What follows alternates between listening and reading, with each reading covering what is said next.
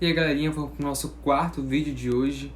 Nós iremos falar sobre a Revolução Constitucionalista, que foi um movimento armado iniciado em 9 de julho de 1932, liderado pelo Estado de São Paulo, que defendia uma nova Constituição para o Brasil e atacava o autoritarismo do governo provisório de Getúlio Vargas. Durante quase 4 meses, os paulistas entraram-se em um confronto com tropas fiéis a Vargas e os alados foram derrotados. O levante não foi em vão, pois em 1934 era promulgada a nova Constituição Brasileira. Os antecedentes históricos. A Revolução de 1930 ela marcou a chegada de Getúlio Vargas ao poder, instalando-se um governo provisório. Vargas ele anulou a Constituição de 1891 e fechou o Congresso Nacional, extinguiu-se os partidos políticos e começou a governar meio ao decreto da lei. Nos estados, Vargas depois os antigos governantes e nomeou interventores pessoais de sua confiança para governar a cada estado brasileiro. Uma característica marcante desse período histórico é a participação de civis e militares na política, e em vários casos, um dos grupos entraram em conflito. E em 1924, São Paulo ele foi palco de um movimento militar que objetivava a tomada do poder. Mais revoltosos e foram derrotados. Vargas, como chefe do governo provisório naquele tempo, acumulava poderes. Seria um congresso aberto, partido atualmente no campo político. Ele começou a desagradar os antigos apoiadores da Revolução de 1930, pois seu governo ele concentrava seus poderes e não foram convocadas eleições presidenciais. A Assembleia Nacional Constituinte prometida não se realizava, ou seja, o Brasil não tinha uma Constituição. Além disso, os interventores escolhidos para governar os estados não agradavam os políticos locais. E um exemplo disso foi São Paulo. Os paulistas eles viram na escolha dos interventores a interferência de Getúlio Vargas nos estados, e a autonomia estava em risco, pois os governantes não eram escolhidos pelos seus políticos, mas sim pelo chefe de governo provisório, que começou a fazer isso desde 1930 e nomeando interventores militares ou ligado diretamente aos militares. E em 23 de maio de 1932, aconteceu no centro da cidade de São Paulo uma manifestação contra o governo Vargas. As forças leais ao governo reagiram, matando 4 estudantes: Mário Martins Almeida, Euclides Drauzio Marcondes de Souza e Antônio Camargo de Andrade. A violência contra os manifestantes aumentou o apoio da classe média paulista à causa constitucionalista contra o governo. Os sobrenomes dos mortos eles foram imortalizados no acrônico MMDC. O sobrenome dos que morreram na manifestação anti-Vargas em São Paulo tornaram-se o símbolo da Revolução de 1932. Participante da Revolução Constitucionalista de 1932, Euclides de Figueiredo, participante do movimento, escreveu em seu livro A Constituição para a História da Revolução Constitucionalista, e em 1932, que até o início do confronto, São Paulo contava com o apoio de envio de tropas de Mato Grosso e Rio Grande do Sul. Estados também demonstravam insatisfação com o autoritarismo de Vargas. E, no entanto, quando o combate ele começou, ambos optaram pelo lado varguista, abandonando-se os paulistas. Bom, o cartaz produzido durante a Revolução Constitucionalista, que podia a participação de toda a sociedade paulista na luta contra o governo Vargas. Em 9 de julho de 1932, as tropas paulistas elas iniciaram uma luta armada liderada pelo general Isidoro Dias Lopes, o interventor Pedro Toledo e o varguista no início da sua gestão. e logo após o início do conflito mudou de lado e apoiou os constitucionalistas, os revolucionários. Organizaram uma intensa campanha publicitária pedindo apoio à população para que o conflito obtivesse sucesso. Os jovens foram convocados para lutarem nos campos de batalha e os industriais suspenderam suas produções e iniciaram-se a fabricação de armamento para confronto. Meu Deus!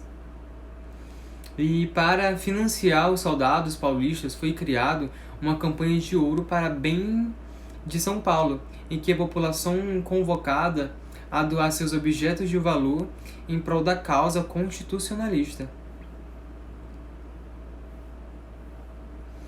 General Isidoro Dias Lopes, ele liderou as principais tropas paulistas no combate pela Constituição de 1932. O apoio de gaúchos do mato-grossenses não veio e os paulistas tiveram que lutar sozinhos.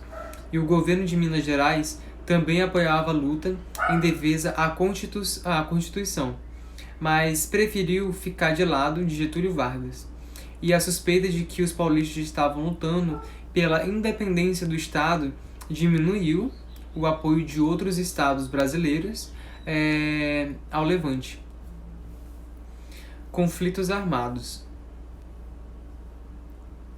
Os conflitos eles aconteceram principalmente nas regiões do Vale do Paraíba, nas divisões dos estados de São Paulo, Rio de Janeiro, Minas Gerais e principalmente na divisão paulista e mineira. As tropas paulistas tentaram resistir às investidas das forças varguistas com a capital paulista sendo atacada por aviões governistas. E o criador do avião, Alberto Santos Dumont, morava em Santos, cidade do litoral paulista, quando soube que sua invenção era usada para matar concidadãos.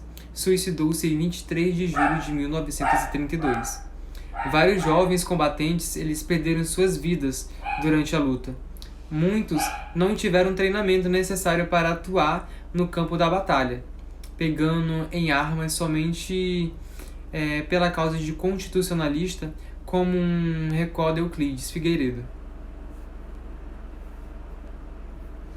O campo de batalha onde os paulistas eles pegaram em armas pela Constituição e contra o governo provisório de Getúlio Vargas, o sul de Minas Gerais, ele registrou intensos combates às tropas mineiras e foram deslocados para a região da cidade de Passa Quatro para atacar os paulistas que já estavam alcançando o território. Mineiros paulistas travaram-se intensos combatentes em um túnel da estrada de ferro que ficou conhecido como túnel da Mantiqueira. E nesse local atuaram-se duas personalidades que teriam destaque na política nacional das cidades seguintes. Benedito Valadares foi chefe de polícia de um dos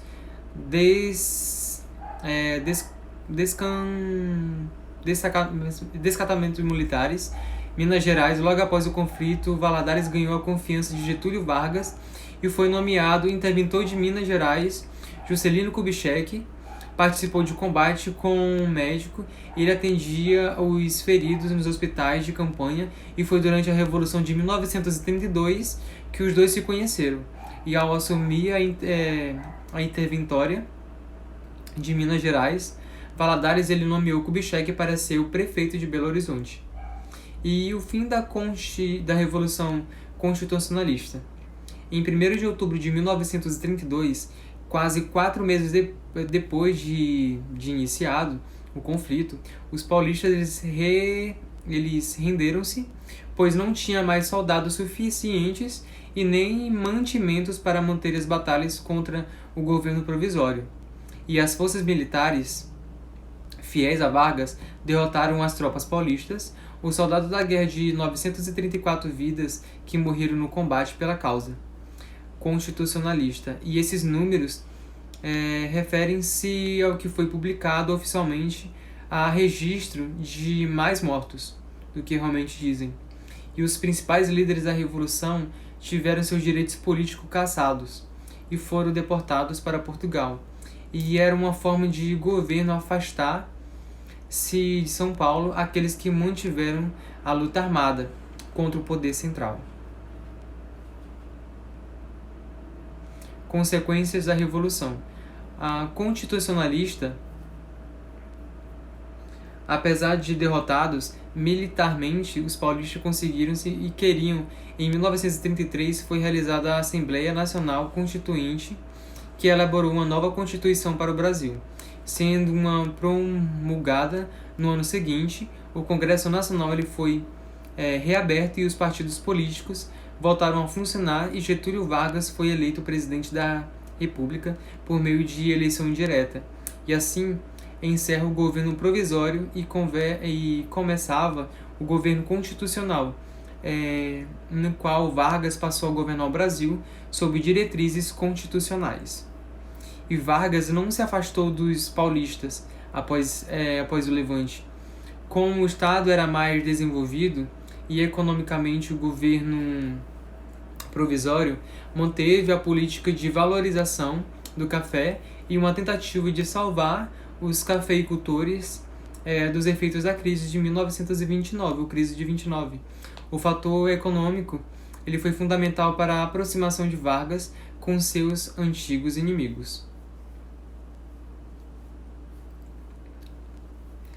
Obelisco, monumento que recorda a Revolução Constitucionalista de 1932, os paulistas finalmente tiveram uma civil como interventor em agosto de 1933. Armando Salles era nomeado interventor e em 1935 foi eleito governador constitucional e Salles convocou uma Assembleia Constituinte que elaborou uma Constituição para o Estado de São Paulo. E a memória da Revolução Constitucionalista de 1932 é ainda valorizada pelos paulistas. O dia 9 de julho, data que iniciou o movimento, é feriado estadual na cidade de São Paulo e existem várias referências da Revolução, como ruas, praças, viadutos, nomeados com os nomes dos combatentes, além do monumento erguido próximo do Parque de Ibirapuera, onde eram guardados os restos mortais daqueles que morreram lutando pela Constituição.